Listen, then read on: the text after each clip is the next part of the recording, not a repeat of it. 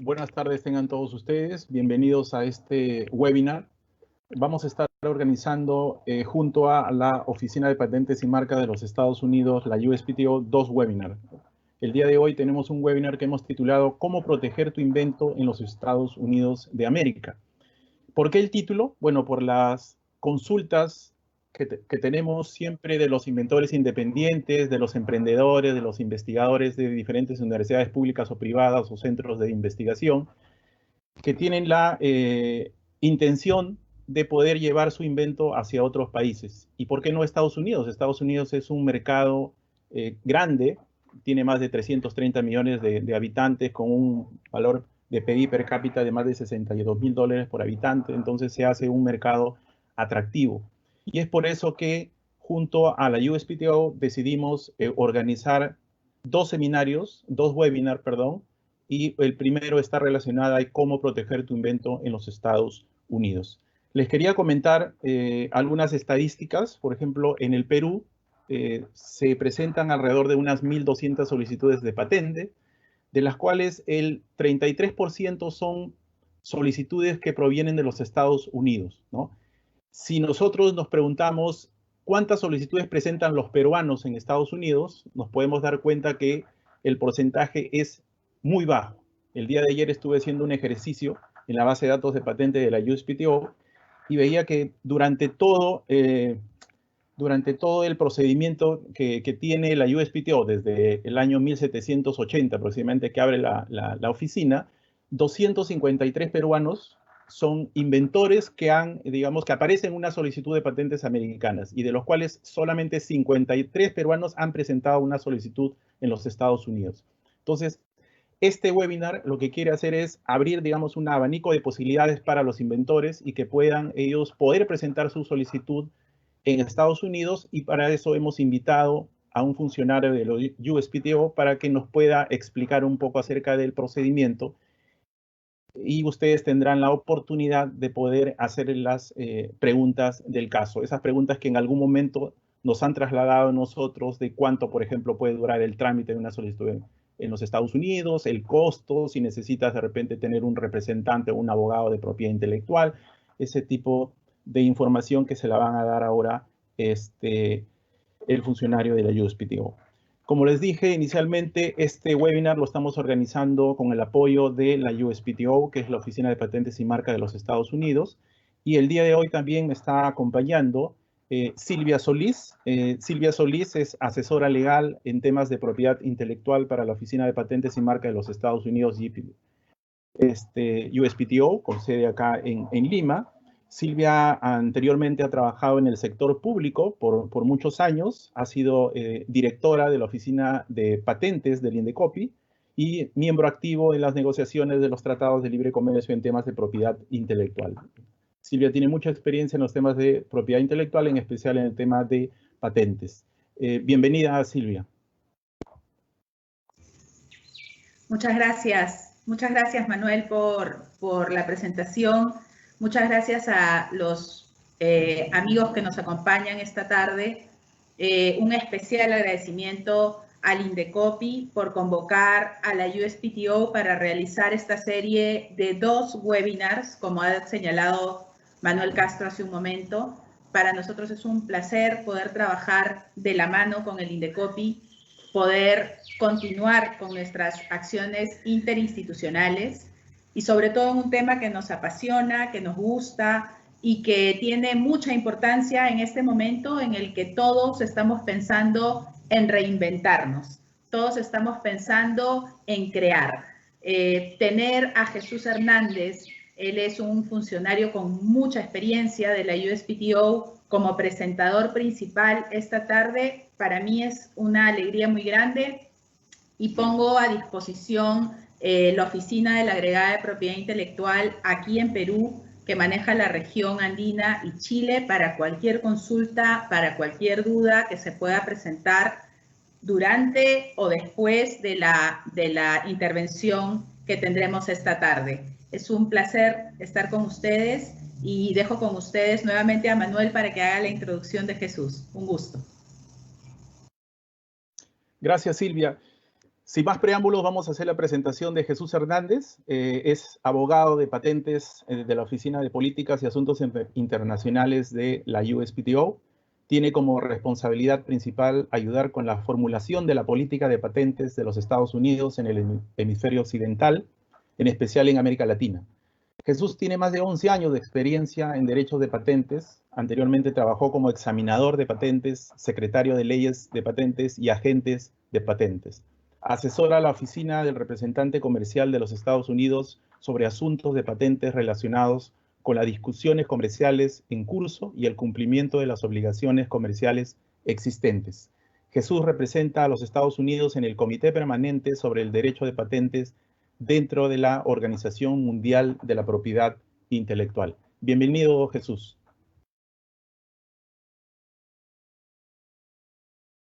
Aló, muchas gracias por la linda introducción, Manuel.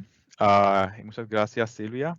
Primero de todo, me gustaría dar mi agradecimiento a la Indecopy y en particular a la Dirección de Invenciones y Nuevas Tecnologías por facilitar este evento, esta serie de webinars, la cual yo tengo la oportunidad de exponer sobre el procedimiento de patentes en los Estados Unidos.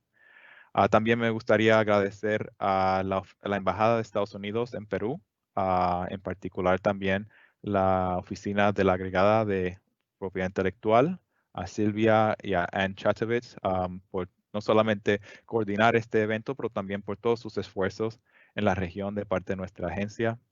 Y también, pues, debo dar mi agradecimiento a todos los que están participando en este evento, especialmente durante esas circunstancias. Muchas gracias por tomar un poco de espacio de su día para aprender sobre este procedimiento en los Estados Unidos. Bueno, yo hoy tengo el privilegio de darle una presentación sobre cómo proteger su invención en los Estados Unidos. Y ahorita voy a presentar la diapositiva. Creo que está ya en vivo y pues voy a seguir sobre la presentación. Y pues como indicó Manuel, me da mucha alegría de presentar hoy porque anteriormente era un examinador y antes de eso era un agente también en un despacho de abogados. Entonces tengo experiencia en ambos lados del procedimiento y es algo que realmente disfruto presentar.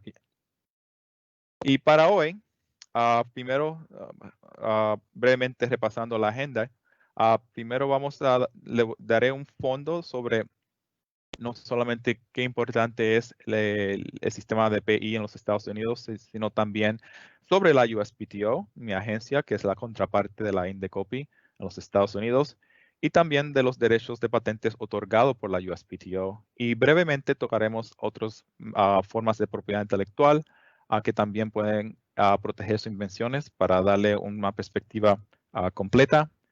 Y inmediatamente después de eso vamos a abordar todos los requisitos necesarios para hacer una presentación de patentes exitosa en la USPTO. Después vamos a navegar el proceso de examen estadounidense y para muchos de ustedes que hacen el proceso frente a la Indecopy van a ver muchos elementos que son similares y algunos detalles que son un poco diferentes, que es esperado. Y por fin, tocaremos varias consideraciones internacionales para que sepan cuándo persiguen protección en los Estados Unidos sobre sus invenciones. Entonces, para comenzar, me gustaría darle un par de cifras de un estudio de nuestra oficina de jefe de economista del 2016. Y pues, para darle una idea más o menos de qué importante del papel de la propiedad intelectual en los Estados Unidos. Por ejemplo, aproximadamente 27.9 millones de empleos en Estados Unidos son en industrias intensivas de PI. Y hablando del producto, el PIB, Producto Interno Bruto de los Estados Unidos, el 38.2% de ese producto viene de industrias intensivas de propiedad intelectual. Y también el valor agregado de las industrias de propiedad intelectual cuenta con 6.6 billones de dólares. Y para darle una perspectiva más personal, En las empresas de industrias intensivas de propiedad intelectual, los empleados ganan $1,312 por semana, y eso es comparativamente un 46% más alto de salarios en industrias que no son intensivas en propiedad intelectual. Y también pueden ver que un gran porcentaje de ingresos de muchas empresas en esas industrias vienen de licencias que tocan en derechos de propiedad intelectual. Y esto, más o menos, esta diapositiva es para darle una ilustración de qué importante tiene el papel de propiedad intelectual en los Estados Unidos. Algo que se tiene que tomar en cuenta también es que estos derechos han sido reconocidos desde la fundación de nuestro país, son reconocidos en nuestra Constitución, y pues es parte de nuestra ADN o DNA. Y pues por eso es que muchas veces cuando nuestros oficiales interactúan con otros países, propiedad intelectual tiene un papel muy importante. Y también nuestros empresarios y nuestros negocios también ponen un énfasis en propiedad intelectual. Hay un show de televisión en Estados Unidos bien famoso, se llama Shark Tank, donde emprendedores presentan sus ideas a inversionistas y frecuentemente le preguntan si sus ideas son patentadas, para darle un tipo de perspectiva a la importancia de este tipo de derecho. Ahora, sobre la USPTO, solamente para darle una ilustración completa, nuestra oficina cuenta con 12,652 empleados, y 3/4 de esos empleados son examinadores de patentes. Ahora, no todos estamos ubicados en la sede de la USPTO, que se encuentra en Alexandria, Virginia, justo al otro lado de Washington, sino también tenemos oficinas satélites por todo el país, en particular Silicon Valley, Denver, Detroit y Dallas. También tenemos 701 abogados examinadores de marcas registradas, y tenemos también en nuestras Tribunal Administrativo 383 oficiales en el Tribunal Administrativo de Patentes y 73 en el Tribunal Administrativo de Marcas. En términos de la cantidad de trabajo que recibimos en el año fiscal 2019, en nuestra Administración de Patentes, recibió 665,231 solicitudes y concedió 370,434 patentes. En el otro lado de marcas, nuestra oficina recibió 494,513 solicitudes de marcas y concedió o registró 297,774 marcas.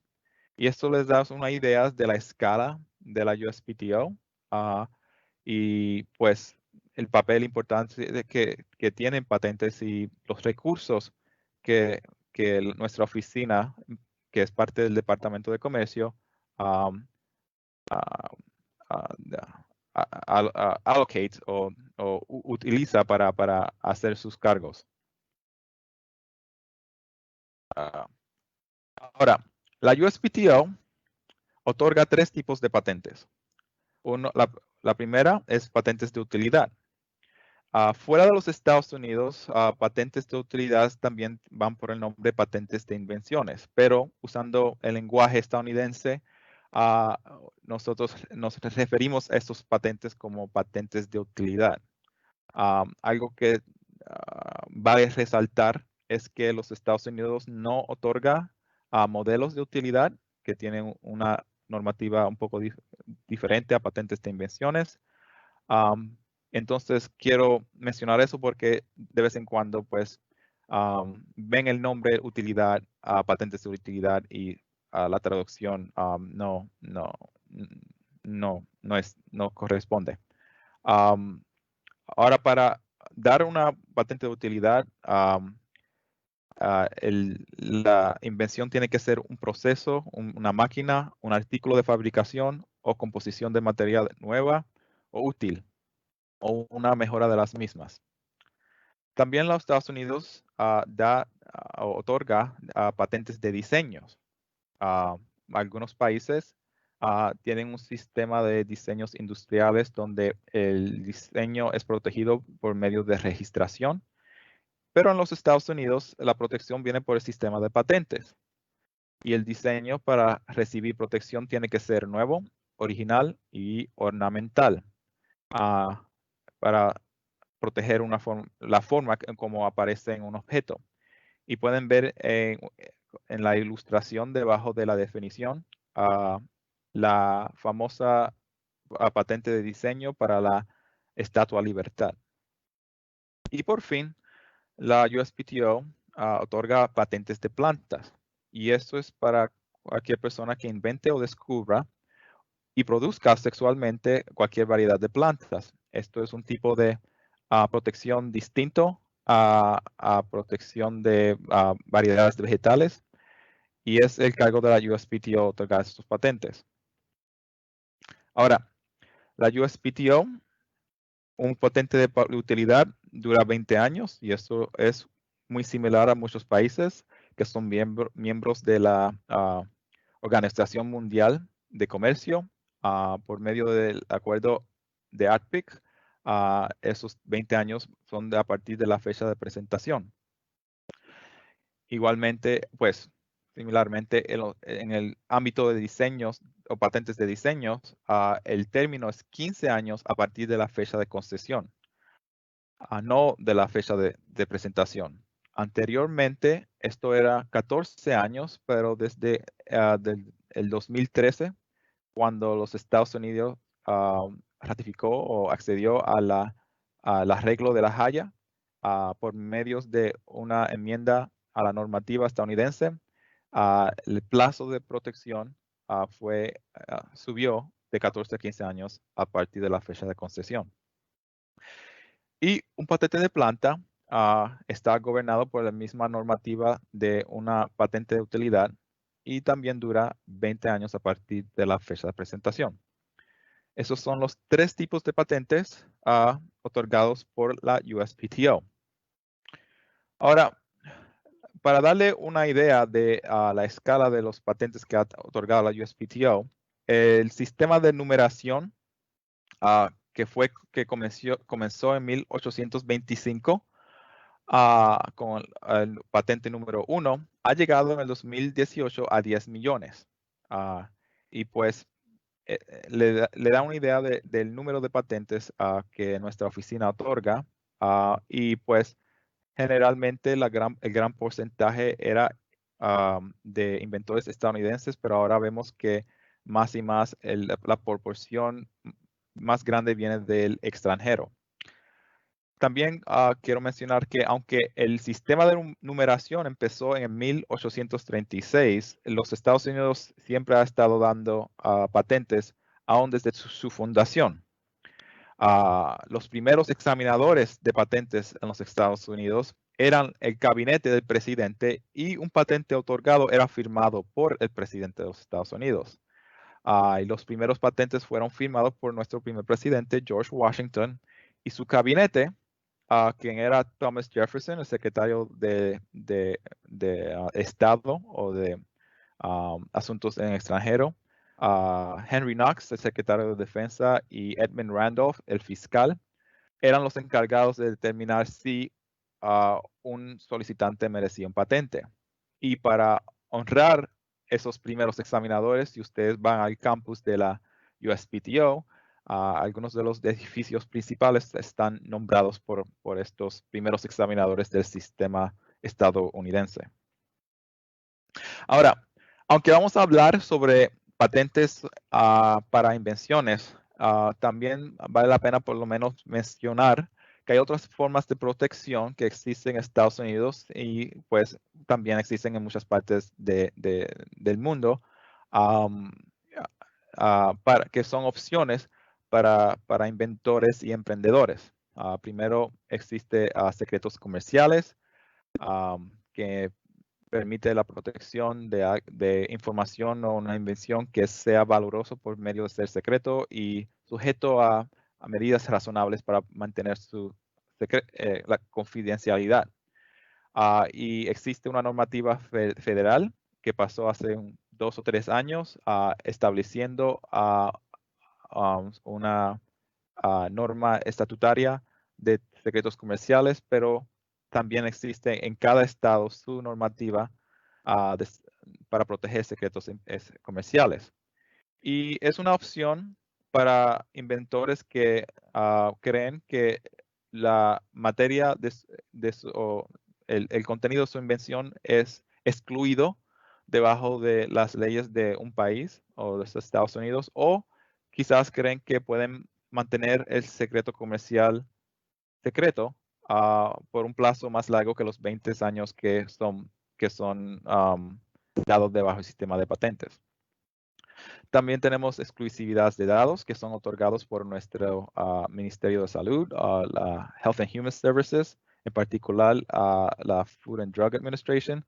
Y esto es para información que tiene que ver con la eficacia y de productos farmacéuticos o químicos agriculturales. Y pues esto protege por ciertos plazos de tiempo esa información antes que un tercero pueda utilizar los mismos datos para recibir permisos regulatorios para comercializar los mismos productos. Los Estados Unidos también protege a variedades vegetales. Este derecho es otorgado por la Oficina de Variedades de Vegetales, que está ubicada dentro del Departamento de Agricultura, la USDA. Y estas son para variedades vegetales que son novedosas, distintas, uniformes y estables. Y por fin, aunque derechos de autor protegen la expresión de una idea, también pueden ser utilizados para proteger a una invención, en particular o software o programas de ordenadores y también circuitos integrados. Entonces, estos son más o menos las otras opciones que están disponibles para inventores que quieren proteger sus invenciones en los Estados Unidos. Pero regresando al tema de patentes, vamos a tocar los requisitos que son necesarios para hacer una presentación de una solicitud de patentes. En los Estados Unidos, pues, se puede presentar una solicitud provisional o una no provisional. Y vamos a hablar principalmente de una solicitud no provisional porque es la más completa. La solicitud provisional es solamente para obtener la fecha de presentación, pero por marco legislativo se abandona dentro de un plazo de 12 meses y un solicitante tiene que presentar una no provisional con reclamo de prioridad a la provisional. Entonces vamos a poner énfasis a las solicitudes no provisional. Y pues para hacerle una presentación exitosa necesitas una especificación que incluye por lo menos una reivindicación o reclamo, dibujos si son necesarios para poder habilitar a una persona informar a una persona de habilidad ordinaria, un juramento o declaración donde el solicitante confirma que él es el inventor de la materia en la solicitud y también pues las tarifas correspondientes. Y el juramento y la declaración y tarifas se pueden presentarse después de la presentación para poder, sin perder la fecha de presentación, en particular porque los Estados Unidos es miembro del acuerdo de PLT, el Tratado de Derecho de Patentes, que permite a un solicitante obtener la fecha de presentación y presentar algunos otros componentes necesarios en una fecha más adelante, después. Ahora, hay componentes de la solicitud que son opcional, pero son importantes y quiero tocar de estas. Primero es el formulario de transmisión de la solicitud o carta de transmisión. En los Estados Unidos, la USPTO genera formularios que un solicitante puede utilizar. Ahora, no son obligatorios. El solicitante no necesariamente tiene que usarlos, pero son creados por nuestro departamento legal para asegurarse que un solicitante que quizás no conozca todos los aspectos del sistema estadounidense pueda completar el formulario y presentarle por medio del formulario toda la información que es necesario. Ahora, muchos despachos de abogados no utilizan el formulario o generan su propio formulario, pero es una cortesía que nuestra oficina hace para partes interesadas. También, pues, es necesario presentar la tarifa de transmisión y, por fin, la hoja de datos de la solicitud.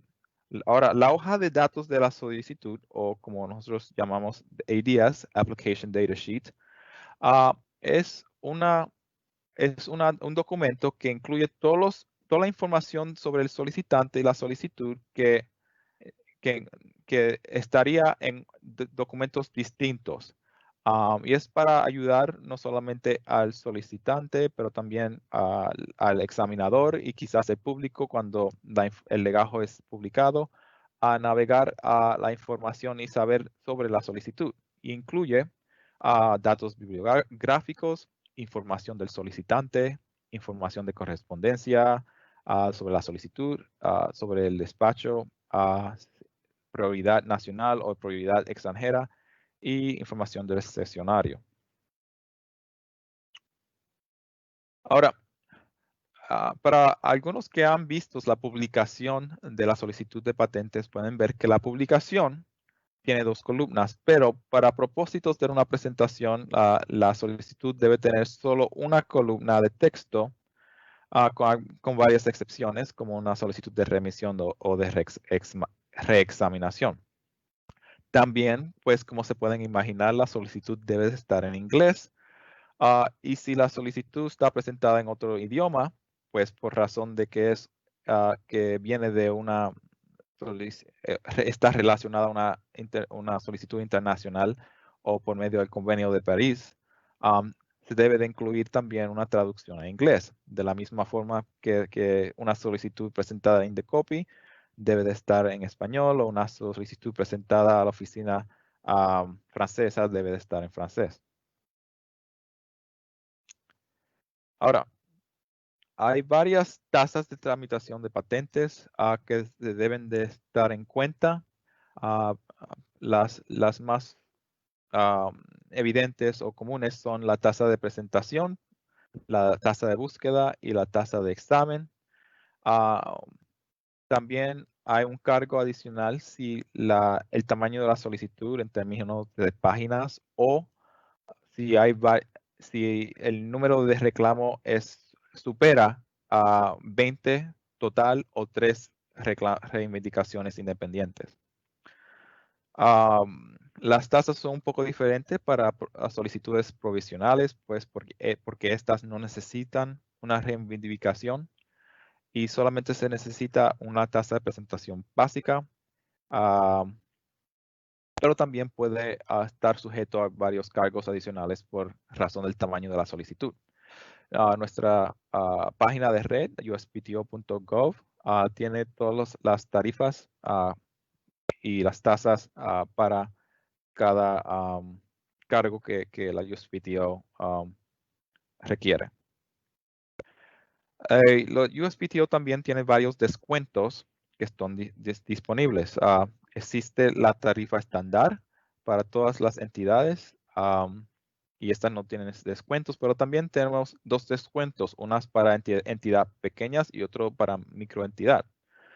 El descuento de entidad pequeña es para individuos, pymes o pequeñas y medianas organizaciones y también organizaciones sin fines de lucro, el cual cuenta con universidades o el sector académico. Y esto es un descuento de 50% y no se requiere una forma especial. Sin embargo, la definición de una entidad pequeña es hecha por una agencia distinta que se llama la Administración de Pequeñas Empresas. Y entonces, pues, vale la pena consultar la información disponible de esa agencia para ver si califica como una entidad o una empresa pequeña. También tenemos un descuento para microentidades, que es principalmente para individuos o empresas muy pequeñas. Y esta es definida por nuestra normativa de patentes, en particular título 35 del Código estadounidense, sección 123. Y esta fue hecha posible por la reforma de patente estadounidense del 2013, que cambió, entre otras cosas, los Estados Unidos de una oficina de primero inventar a primero de presentar, pero también nos dio el descuento de microentidad. Y este descuento es de 75%. Y en este instante sí es necesario presentar un formulario para certificar que la persona es una microentidad. Y pueden ver que este formulario es PTO SB 15A. Y hay varios requisitos que están definidos en nuestra normativa y nuestras reglas. En particular, creo que es el solicitante no puede haber recibido más de cierto número de patentes anteriormente. El patente que está siendo presentado no debe estar sujeto a una concesión para otra entidad. Y también el ingreso del individuo haciendo la presentación tiene que estar en cierto nivel. Pues les recomiendo que consulte nuestra página de red o también la ley para que vean más detalles. Ahora, ya cuando la solicitud está lista y preparada para ser presentada, hay varias opciones. Se puede hacer una presentación electrónica por nuestro portal de IFS Web. También se puede hacer una entrega por correo a los postal de los Estados Unidos. Y también mantenemos una ventanilla donde se puede hacer una presentación en persona a la USPTO en nuestra sede en Alexandria, Virginia. Bueno, eso es todo lo necesario para hacer una presentación exitosa. Ahora vamos a ver cuál es el proceso de examen, y en particular el examen de fondo. Pero primero, quiero repasar los criterios principales de patentabilidad, los cuales son muy similares a los de Perú y otros países, pero claro, hay varias diferencias que son típicas de los Estados Unidos, comenzando con sección 101, que define materia que es patentable y el requisito de utilidad. En este punto, quiero mencionar que en los Estados Unidos, pues, no hay un listado de materia excluida, que es bien típico en sistemas de ley civil, donde se puede ver qué materia está excluida o no.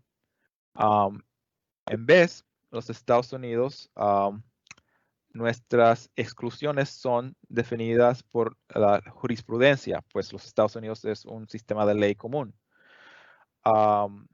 Y pues nuestra jurisprudencia tiene efecto normativo, y después de décadas abordando este tema, las tres exclusiones principales de los Estados Unidos son que ideas abstractas, leyes de naturaleza y fenómeno natural. Esas son las tres exclusiones principales de los Estados Unidos, y si su invención cae adentro de uno de esas tres categorías, puede ser que no pueda recibir un patente en los Estados Unidos. Ahora sí hay muchos detalles detrás de esos requisitos, y pues nuestra oficina publica guías y manuales para poder navegar esos requisitos. También tenemos los requisitos de novedad y obviedad. Esto es una comparación al dominio público, que consiste de publicaciones, otros patentes publicados, cosas que han sido hechas disponibles al público, que forman la base para rechazar la solicitud. Y cuando digo la solicitud, estoy hablando específicamente de las reivindicaciones. También debajo de la sección 112 tenemos el requisito de habilitación y descripción escrita, que en conjunto en otros países se puede referenciar como suficiencia de descripción. Y es para asegurarse que la especificación de la solicitud informe a una persona de habilidad ordinaria en el arte a reproducir la misma invención. Es parte del quid pro quo entre la agencia y el público, donde el gobierno le da protección exclusiva al solicitante en cambio de que el solicitante haga una divulgación completa de la invención para cuando el término del patente concluye, la información entre en el dominio público.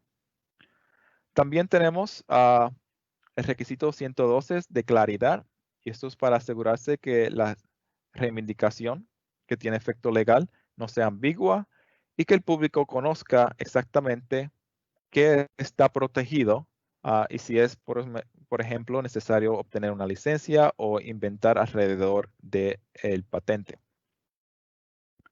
Y entonces, estos son los criterios principales. Ahora, en términos de proceso, esto más o menos le da una idea del proceso de examen en los Estados Unidos. Y en los Estados Unidos no hay límite en el proceso y ocurre en rondas.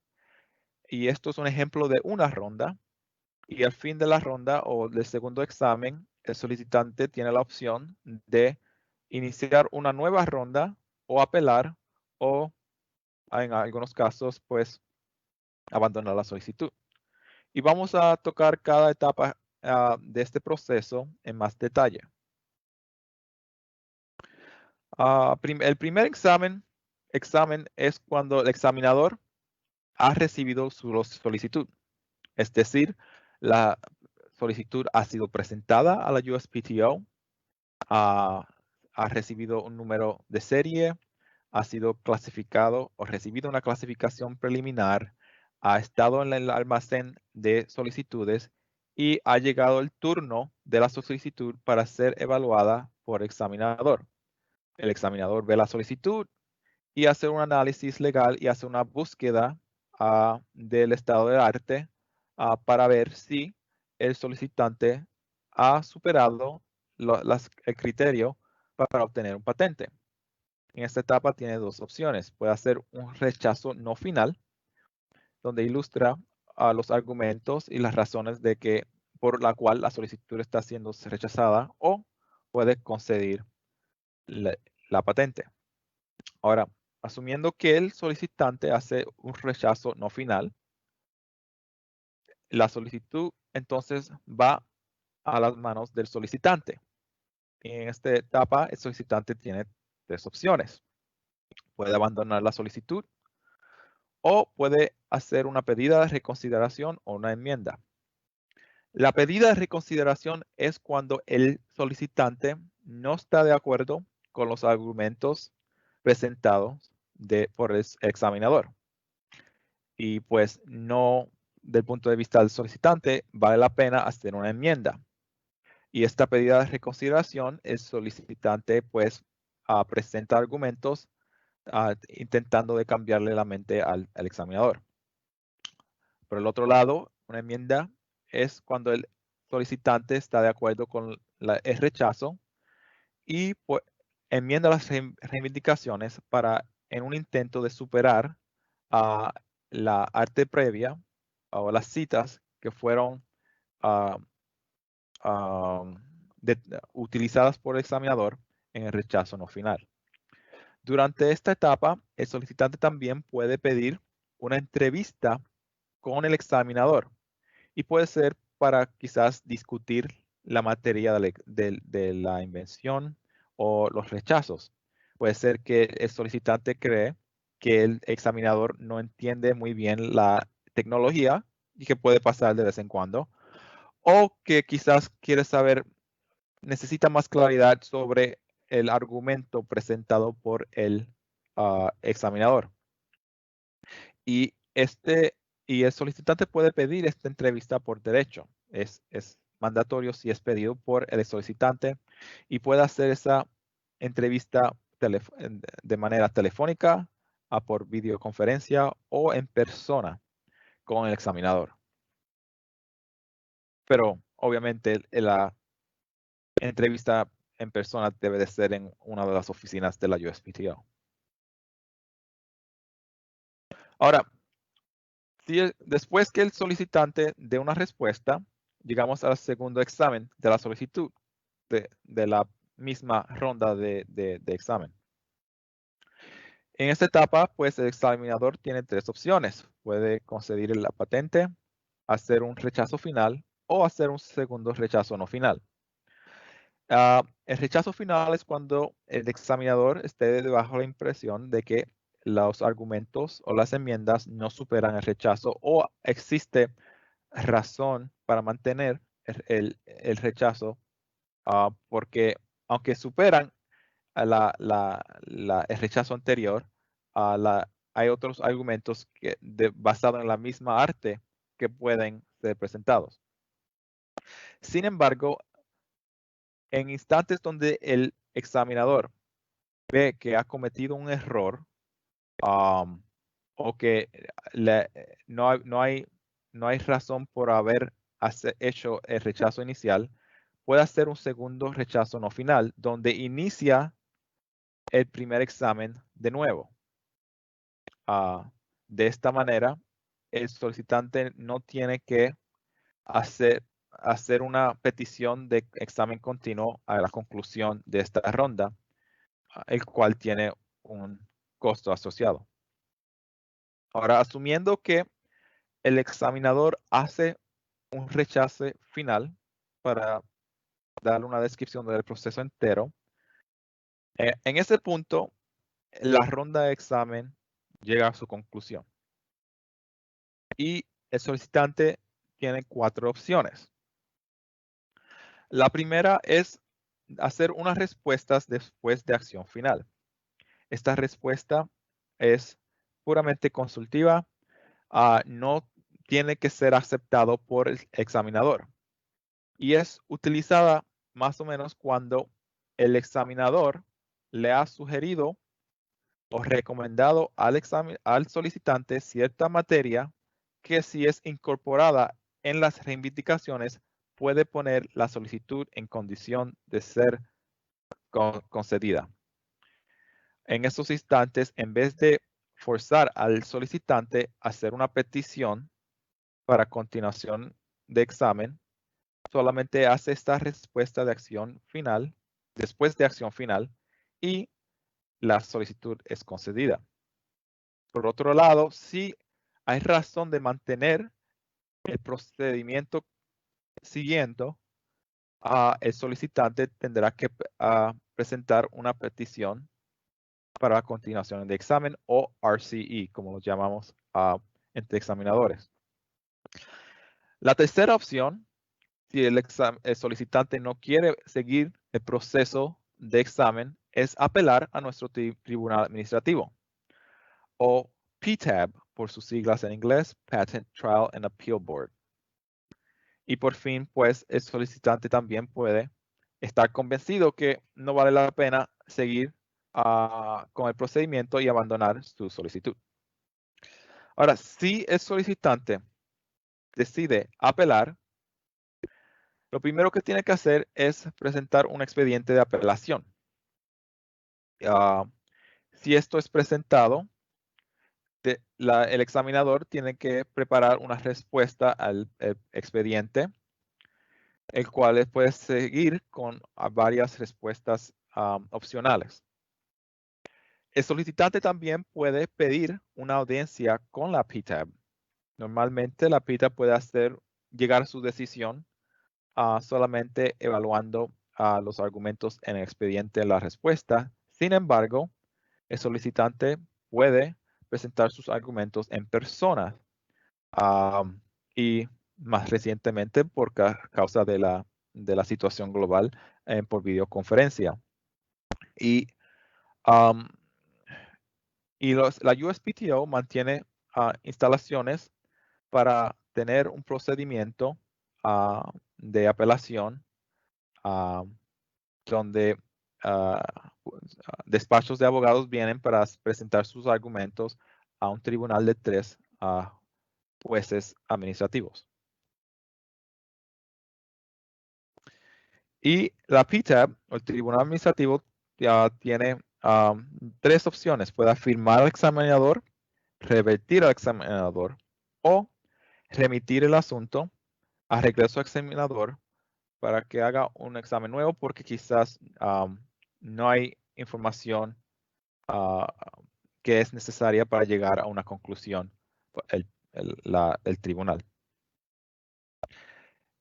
Asumiendo que el PTAB afirme el examinador, el solicitante puede apelar fuera de la USPTO y tiene 2 opciones. Puede ir al Tribunal de Apelaciones del Circuito Federal encontrado en Washington, D.C. o puede ir al Distrito Este de Virginia, que se encuentra un par de cuadras de la USPTO. La diferencia es que en ciertos instantes un solicitante quizás quiera tomar ventaja del sistema de evidencia de un tribunal sentenciador o de primer instante que quizás no estaba disponible en el procedimiento administrativo de la USPTO. Si, por otro lado, el solicitante está de acuerdo con toda la evidencia presentada y es puramente cuestión de argumentos legales, puede ir directamente al Tribunal de Apelaciones del Circuito Federal. Y pues ese es el proceso entero de examen estadounidense. Ahora quiero tocar un poco sobre varias consideraciones internacionales que tienen que tomar en cuenta cuando protegen su invención en los Estados Unidos.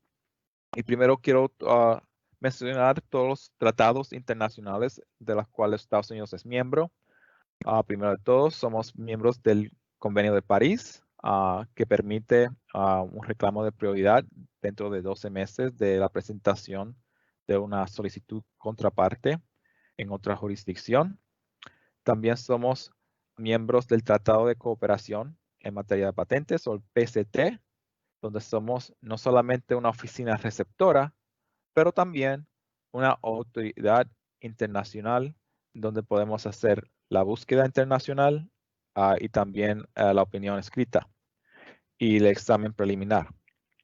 También, como había mencionado anteriormente, somos miembros del Acta de Ginebra, del Arreglo de Haya para diseños industriales, y también somos miembros del PLT, o Tratado sobre el Derecho de Patentes. Los Estados Unidos también es miembro del Acuerdo de Estrasburgo sobre la clasificación internacional de patentes, que establece las clasificaciones de las tecnologías, y pues les recomiendo, si ustedes están interesados, ver las clasificaciones que están determinadas por el grupo de trabajo que se conviene en Ginebra, para que vean si ustedes están explorando ciertas tecnologías, cómo esas tecnologías son clasificados y pueden utilizar ese conocimiento para también hacer su propia búsqueda de clasificaciones de invenciones relacionadas. También tengo que mencionar que los Estados Unidos está formando un sistema de clasificación distinto que se llama clasificación cooperativa de patentes, y los estamos haciendo en conjunto con la Oficina Europea de Patentes, o la EPO. También los Estados Unidos es miembro del Acta de 1991 del Convenio Internacional para la Protección de Nuevas Variedades, o UPOV 91. Como había mencionado anteriormente, es un tipo de derechos que nuestra oficina otorga, y por ser miembro de UPOV 91, tenemos los que tienen este tipo de derecho tienen un derecho muy amplio relativo a otros derechos similares en versiones anteriores de este convenio. También somos miembros del Tratado de Budapest para el reconocimiento sobre el reconocimiento internacional del depósito de microorganismos.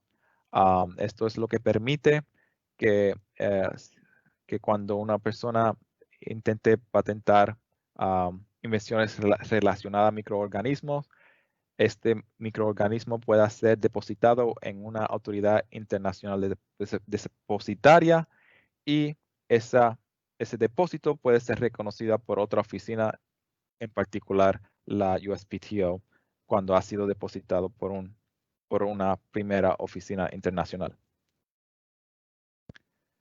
Ahora, quiero mencionar dos acuerdos en los cuales los Estados Unidos no es miembro. Primero, los Estados Unidos no es miembro del Acuerdo de Locarno, que establece clasificación internacional para diseños industriales. Nosotros tenemos nuestro propio sistema de clasificación para este tipo de invenciones y pues no en este momento hay planes para acceder o ser miembros de este acuerdo. También los Estados Unidos no es parte del protocolo de Nagoya sobre acceso y participación de beneficios, y esto tiene que ver con recursos genéticos y conocimiento tradicional que algunos países sí protegen debajo de un sistema de acceso y de participación de beneficios. En los Estados Unidos, este tipo de invención es protegido puramente por el sistema de patentes, y si existe algo en el dominio público, como conocimiento tradicional, eso puede formar la base para rechazar un patente sobre el mismo tema. Pero menciono esto porque si hay derechos otorgados debajo del protocolo de Nagoya en un país, no será reconocido en los Estados Unidos porque no somos miembros de este convenio. Ahora, regresando al tema del convenio de París, pueden ver que un solicitante tiene 12 meses después de hacer su presentación inicial para determinar cuál otras solicitudes contrapartes va a presentar en el extranjero. Y esto es importante en instantes donde un solicitante es un emprendedor o un inventor independiente y necesita inversión o asegurar permiso para comercializar cierta invención. Debajo del sistema de PCT tenemos un plazo más largo para determinar cuáles oficinas nacionales un solicitante quiere elegir. En vez de 12 meses, en conjunto tenemos 30 meses antes de entrar a la fase nacional. Pero una consideración que se debe tomar en cuenta es que el PCT no incluye a todos los países del mundo o de las Américas. Pueden ver aquí en esta ilustración que varios mercados en Latinoamérica, en particular Argentina, Uruguay, Paraguay y Bolivia, no son miembros del PCT. Entonces, pues en esos países realmente tienen 12 meses para hacer la presentación de una solicitud contraparte. También los Estados Unidos, la USPTO, entra en varios convenios de trabajo compartido. El más exitoso es el procedimiento acelerado de patentes, y esto permite a una oficina de utilizar el producto de trabajo de una segunda oficina para acelerar el examen de la solicitud y por extensión la concesión del patente. A los Estados Unidos participa en varios PPHs bilaterales y también es parte del PPH global. Y quiero mencionar eso porque Perú también es parte del PPH global. Entonces, la concesión de una patente frente a la Indecopy puede formar la base para acelerar el trámite de examen frente a la USPTO, siempre y cuando las reivindicaciones son enmendadas para que sean alinearse o sea similar a las que fueron concedidas por la Indecopy. También en las Américas podemos contar con Canadá y Colombia participando en PPH Global y también en un par de semanas a la oficina de Chile. Y pues eso lleva a conclusión mi ponencia. Aquí hay varios recursos sobre la USPTO que pueden consultar. En particular, hay una lista de verificación para presentar una solicitud y pues también un listado para localizar un practicante de patentes o un agente de patentes que ha sido registrado por la USPTO. Eso es mi presentación. Muchas gracias y pues estoy disponible para cualquier pregunta que tengan. Muchas gracias, Jesús. Muchas gracias por tu presentación, Jesús. Ha sido sumamente clara, sumamente ilustrativa. Nos has hecho un panorama general, pero muy interesante para poder entender el proceso de registro de un invento en los Estados Unidos a fin de obtener una patente. Yo voy a presentarte ahora las preguntas hechas por el público para que puedas compartirnos tus respuestas, por favor. Claro. Voy a empezar con una pregunta respecto a las herramientas que puede utilizar un inventor peruano para poder lograr obtener una patente en los Estados Unidos de manera más fácil. Y me gusta mucho esta pregunta porque tiene que ver con una de las diapositivas que nos has presentado. Sí, claro. Pues claro, pues existen, como había mencionado anteriormente, el sistema de PPH. Si un inventor peruano ha recibido una patente de la Indecopy, puede utilizar este acuerdo que existe entre la USPTO y Perú y otros países debajo del marco multilateral de PPH Global para acelerar el trámite en los Estados Unidos. Esa es la herramienta más evidente o obvia de mi mente. También pues existe el PCT que había mencionado anteriormente, que permite no solamente la posibilidad de presentar una solicitud internacional y después decidir cuáles países presentar la fase nacional, pero también está sujeta a un examen breve inicial donde le da una idea al solicitante si es algo que vale la pena perseguir en otros países. Fuera de eso, pues lo que también siempre recomiendo a nuestros usuarios es que hagan una búsqueda simple.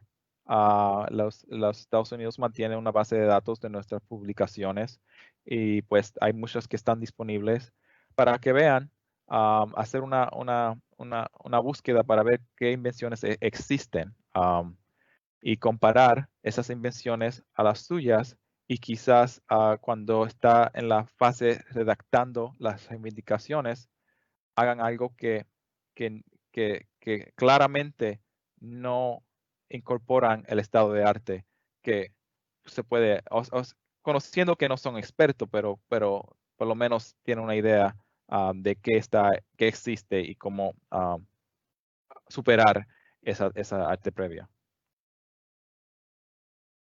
Excelente, excelente, Jesús, muchas gracias. Acá hay otra consulta respecto al arreglo de la Haya. Es una pregunta interesante porque dice, ¿cómo hace la USPTO cuando se designa a los Estados Unidos bajo el arreglo de la Haya para el Registro Internacional de Diseños Industriales? En este caso, aclaran, si se presentan 60 o 70 diseños diferentes, ¿no? Porque es un diseño múltiple en la misma solicitud, ¿acaso la USPTO emite 60 o 70 patentes diferentes?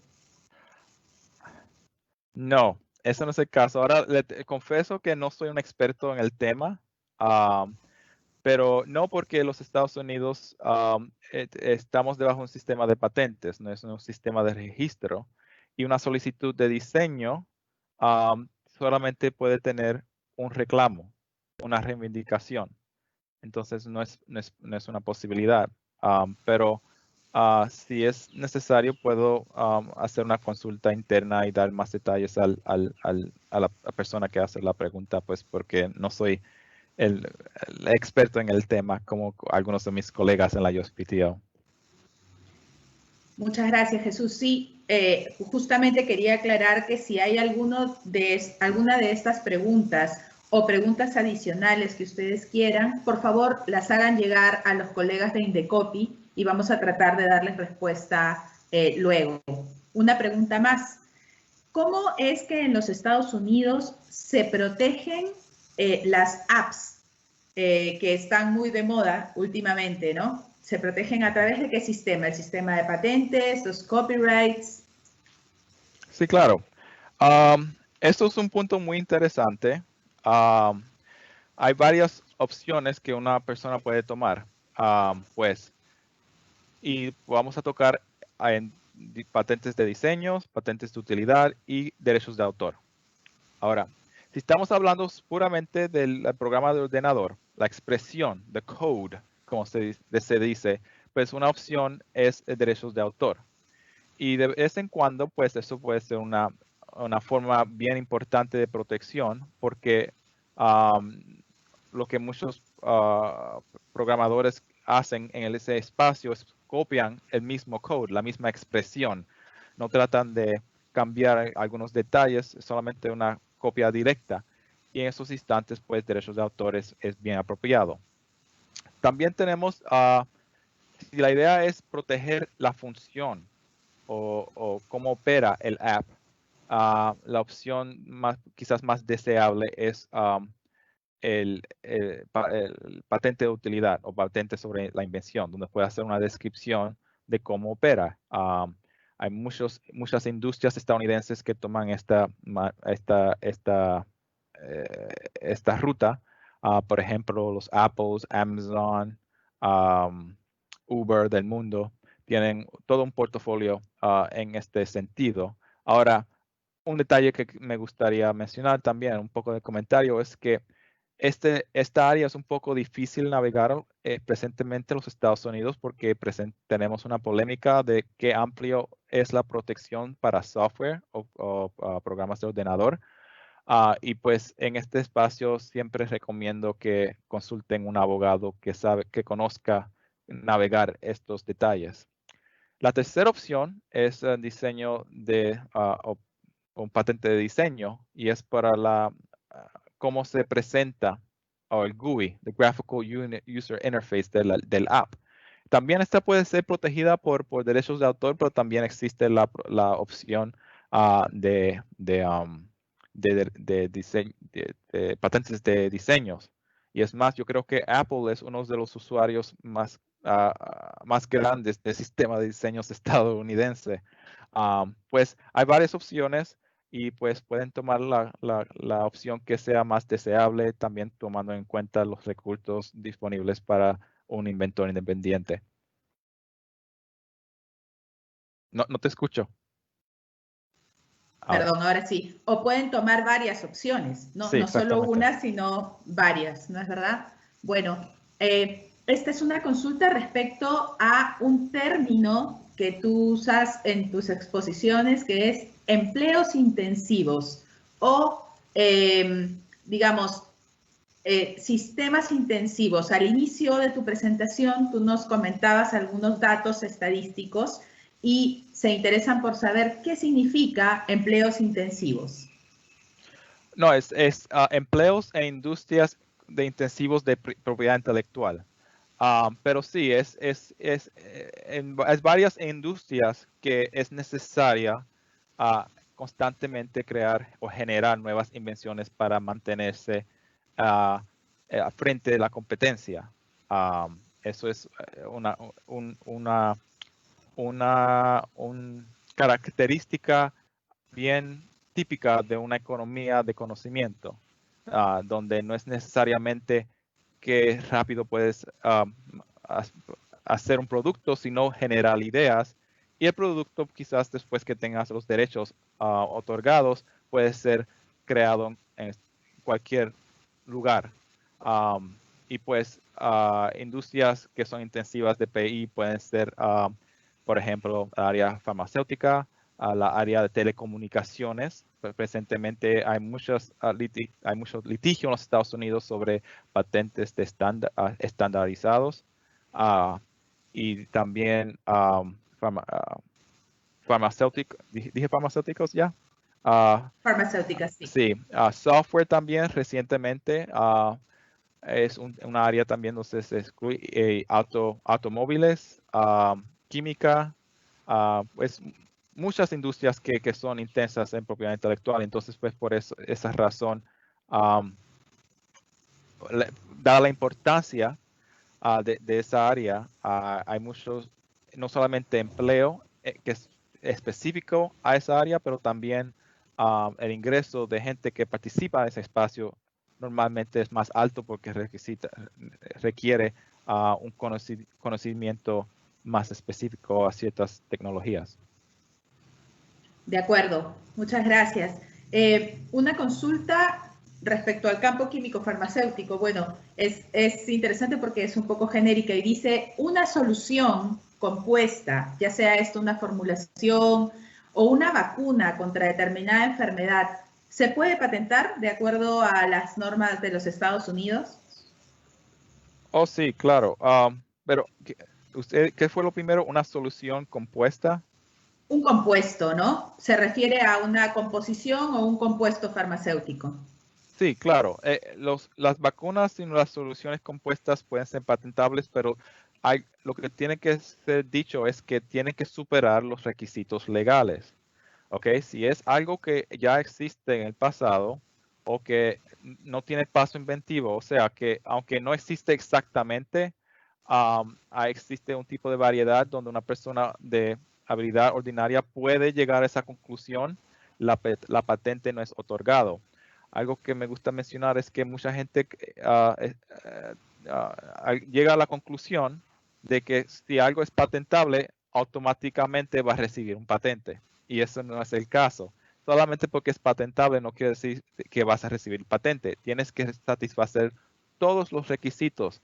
Y si es solamente una mejora incremental, es bien probable que no vas a recibir el patente sobre la invención. Ahora, puede ser, lo mismo es verdadero por el otro lado. Puede ser que la mejora es un detalle bien fácil, pero nadie lo hubiera pensado. Y si puedes comprobar que este detalle es el resultado de mucho esfuerzo y que no era evidente para ninguna persona en esa técnica, eso puede llegar a darle derecho de patente sobre la invención a un solicitante.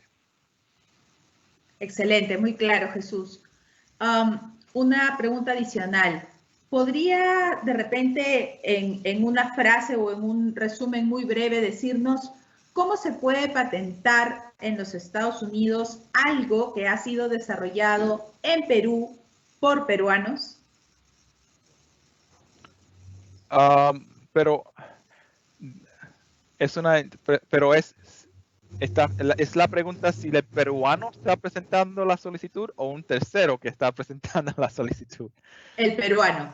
Sí, sí. El peruano puede recibir la protección de patente en los Estados Unidos. Eso es bien típico, pues, porque todos, Perú y Estados Unidos somos miembros de la Organización Mundial de Comercio. Entonces, si la invención es creada en Perú, cualquier miembro de la OMC debe reconocer esa invención, esa actividad y otorgarle al inventor el patente siempre y cuando cumple con todos los requisitos. Y pues claro, hay varias vías. Algunas veces un solicitante puede ser peruano, presente la solicitud en el primer instante en Indecopy y después de haber asegurado sus derechos ahí en Perú, va para otros mercados más grandes. En otros instantes puede ser que el solicitante haya desarrollado la invención en conjunto con otros inventores en otros mercados pues es típico de una economía globalizada y puede presentar la solicitud primero en otro país con la intención de después presentarla en Indecopy. Hay varias avenidas que pueden tomar el inventor, pero sí debe estar asegurado a la persona haciendo la pregunta que puede conseguir protección en Estados Unidos por una invención desarrollada totalmente en Perú. Y esa pregunta te la quiero complementar con un punto que aquí se menciona. ¿Qué pasa si este invento no puede ser patentado en el Perú por alguna exclusión de la ley peruana, pero sí puede ser patentado en los Estados Unidos porque no existe esa misma exclusión en la ley de los Estados Unidos? ¿Es posible que ocurra? Sí, claro, es posible, es bien común. Vale mencionar que debajo del Convenio de París, artículo 4 bis, aunque la misma solicitud es presentada en varias jurisdicciones, son instrumentos independientes uno del otro y es bien común de que el solicitante pueda recibir protección en un país, pero no en otro país, no solamente por exclusiones, pero por variedades de razones. Quizás no ha hecho una satisfacción de los requisitos administrativos o no ha podido o una oficina encontró una referencia a un lenguaje que la segunda oficina no tenía acceso. Silvia. Cristian. Oh, Manuel. Cristian, te estamos viendo. Manuel, No, claro, aquí estás. Sí, Manuel. ¿Qué tal? No, solamente quería comentarles un poco. Hemos tenido casos nosotros, por ejemplo, inventores que han tenido un invento que, digamos, caía dentro de las excepciones de nuestra legislación y que nosotros, por ejemplo, hemos sugerido que puedan presentarlo en Estados Unidos, por ejemplo, ¿no? Porque no caía dentro de la legislación de ustedes, ¿no? Entonces, sí se da ese tipo de sugerencia a los inventores, ¿no? Porque igual también cuando utilizan el PCT, la idea es que ellos puedan buscar aquellos países donde, digamos, no hay una excepción que pueda, digamos, que le pueda denegar al proyecto que ellos tienen. Gracias. Excelente, excelente complemento, Manuel. Muchas gracias. Otra consulta es, ¿cuál es el monto aproximado que debe gastar un inventor que quiere patentar su invento en los Estados Unidos? ¿El monto es el cargo o el dinero? Sí, de fees. Ajá. Pues no, es difícil dar una cantidad fija. Y también pues hay la posibilidad de descuentos. Viendo los cargos estándares en los descuentos, puede correr como $1,600 una presentación, pero no incluso los cargos adicionales de un despacho de abogados. Y también si hay una petición de examen continuo, van a haber cargos adicionales y eso es cada ronda adicional corre como $1,300. Entonces, pues normalmente aunque en los Estados Unidos no hay un plazo fijo para el trámite de examen, normalmente con cada ronda de examen, el solicitante pues llega a un punto donde no está dispuesto a pagar los cargos adicionales para mantener la solicitud en vigencia. De acuerdo, de acuerdo. ¿Puede un inventor hacer su trámite por sí mismo ante la USPTO? Sí, se puede hacer, un inventor definitivamente puede hacerlo. Ahora tengo que dar un poco de comentario detrás de esta respuesta.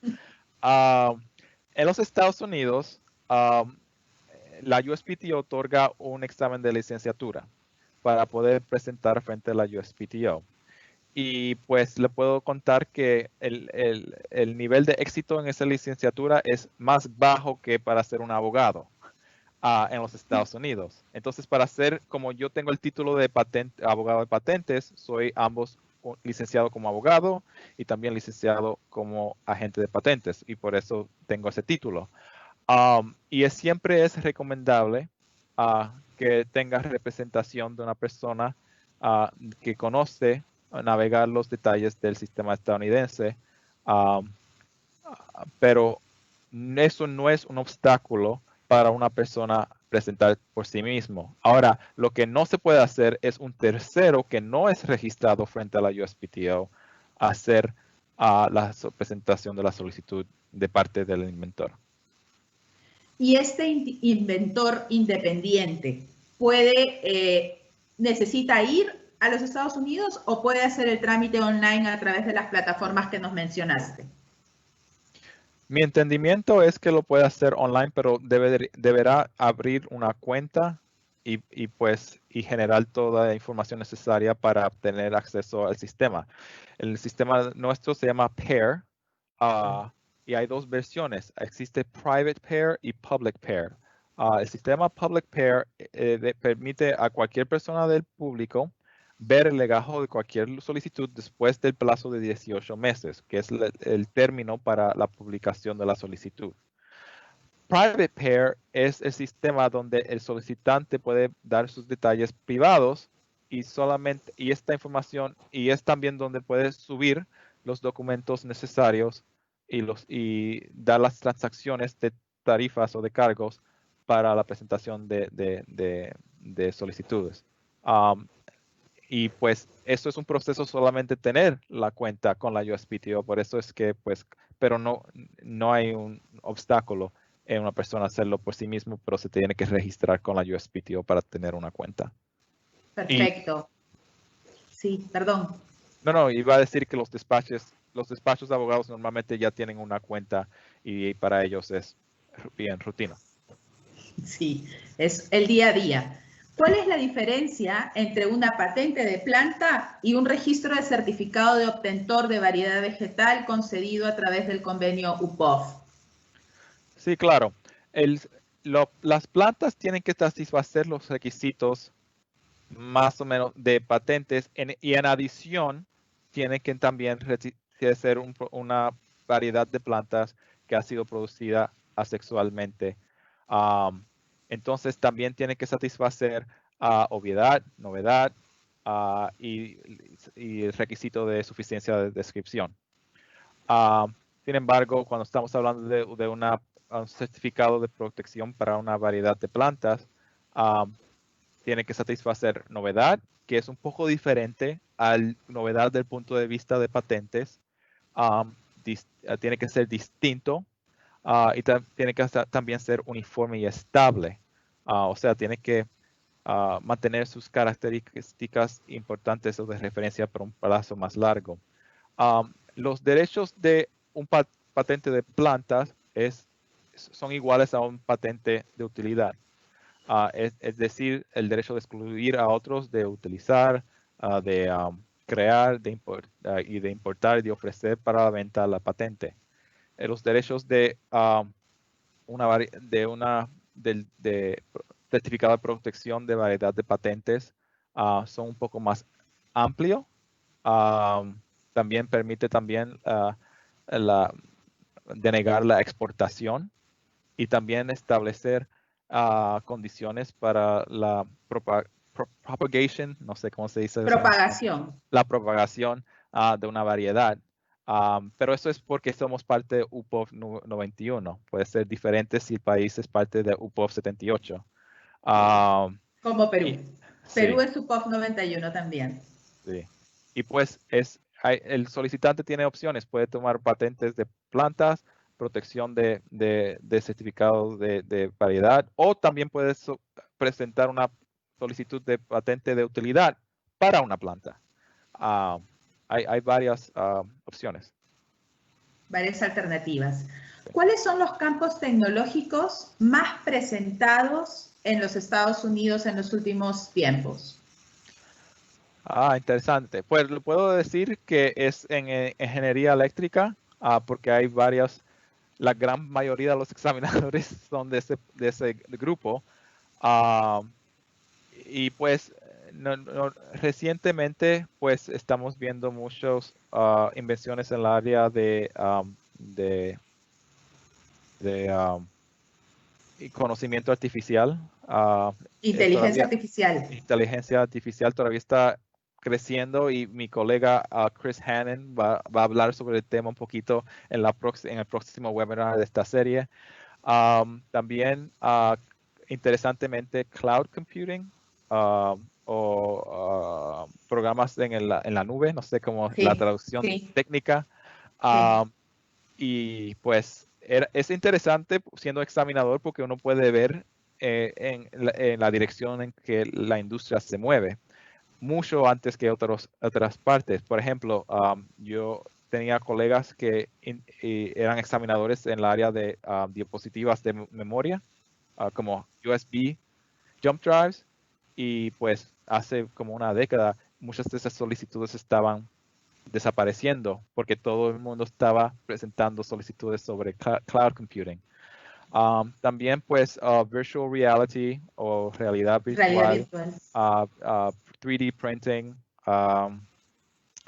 y siempre pues en la área farmacéutica, pues eso es algo que siempre sigue creciendo, en particular la área de biológicos.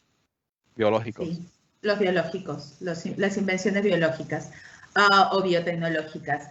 ¿Qué diferencias hay entre solicitudes no provisionales y provisionales en los Estados Unidos? ¿Hay un plazo para cambiar la solicitud de la provisional a la definitiva? Sí, y creo que en Perú tienen un nombre diferente, ¿verdad? Se llama, no sé cómo. En Perú existe... Certificado de protección que, digamos, se parece en algo al provisional. No te sirve para reivindicar prioridad, por ejemplo, como creo que sí sucede en los Estados Unidos, ¿no? Es la diferencia. Sí, en Estados Unidos la solicitud provisional no se puede, no termina en una patente. Es solamente una solicitud que tiene un término de vida de 12 meses, y después de ese espacio de 12 meses es automáticamente abandonada y el solicitante tiene 12 meses para presentar una solicitud no provisional con reclamo de prioridad a la provisional. Y este instrumento fue introducido alrededor del tiempo de que los Estados Unidos fue parte del acuerdo ARPIC, porque había una preocupación de que, ¿cómo se dice? El término del patente era medido desde la fecha de presentación en vez de la fecha de concesión, que era el caso en los Estados Unidos. Claro.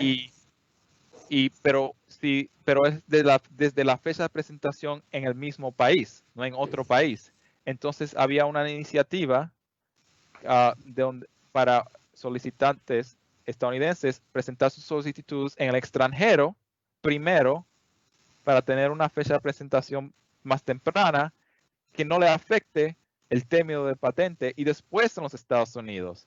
Y pues para abordar este tema fue creado la idea de una solicitud provisional donde se puede hacer el mismo proceso sin afectar el término del patente. Excelente. Hay una pregunta que se la quiero dirigir a Manuel, que está vinculada a la presentación de solicitudes por parte de personas individuales o pequeñas y medianas empresas en el Perú. Y la pregunta un poco trata de ser comparativa y dice, ¿por qué en los Estados Unidos es factible que hayan tasas diferenciadas y en el Perú no? Bueno, les comento que hemos presentado nosotros un proyecto a la administración para ver este tema, y no solamente a las pequeñas o medianas empresas, sino también a las universidades y centros de investigación. Estamos trabajando esta propuesta, vamos a ver cuál es la respuesta que tenemos, pero esa es la intención. Gracias. Excelente. Esas son las preguntas que nos han hecho llegar esta tarde. Igual, repito, vamos a estar muy atentos a cualquier consulta adicional y doy el pase a Manuel para que podamos concluir. Muchas gracias, Jesús, por tu participación. Ha sido impecable y nos has regalado mucha información muy rica a todos. Muchas gracias. Un placer estar aquí y participar con ustedes. Gracias. Lástima que no pudo hacerlo en Perú y concluir con una bebida típica de la región. Next time. Con un pisco sour. Sí, Con un pisco sour. Sí, pisco sour. Gracias Jesús por la presentación. Ha sido una presentación muy clara. Yo creo que ha despejado todas las dudas que tenían los inventores independientes o los emprendedores o investigadores. He visto que había una serie de preguntas, casi todas las preguntas en verdad le has dado respuesta. He visto que Silvia ha leído casi todas las preguntas. Y si alguna de las preguntas está quedando por ahí pendiente, no se preocupe porque nosotros tenemos un espacio ahora que en una sección que es Patente Responde, que se transmite los viernes, y ahí vamos a tratar de coordinar con Silvia para poder dar respuesta a estas preguntas que están quedando en el tintero. Yo solamente quería comentarles, por ejemplo, un poquito acerca del PPH, del Global PPH. Como lo dijo Jesús, somos parte nosotros ya desde el año pasado, y que hemos estado recibiendo algunos pedidos de solicitantes americanos. Creo que si no me equivoco, alrededor de unos 15 pedidos que ya hemos tenido. Y estamos trabajando de la mano también con la USPTO. Es una guía, ¿no? Una guía para que las oficinas tanto de Indecopio de la USPTO se puedan, digamos, se dé a conocer un poco más acerca del PPH. Cuál es el procedimiento en la oficina americana y cuál es el procedimiento en la oficina peruana, para que le sirva tanto al peruano que quiere ir a Estados Unidos o el americano que quiere venir a Perú. Ya vamos a sacar esa publicación, me imagino que ya en estos días. Y quería agradecerte, Jesús, quería agradecer también a Silvia por habernos apoyado en esto, y la vamos a tener la próxima semana, porque la próxima semana tenemos el segundo webinar que está relacionado a lo que son las patentes y la inteligencia artificial. Se va a dar también el jueves, es el jueves 24 a las 4 de la tarde, y vamos a tener a otro funcionario de la USPTO, que es Cristian Jano, que es especialista, como lo había dicho Jesús, en temas de inteligencia artificial. Bueno, me queda solamente despedirme y agradecerte, Jesús, nuevamente, y Silvia. Muchas gracias por la atención de todos ustedes. Un gusto. Gracias.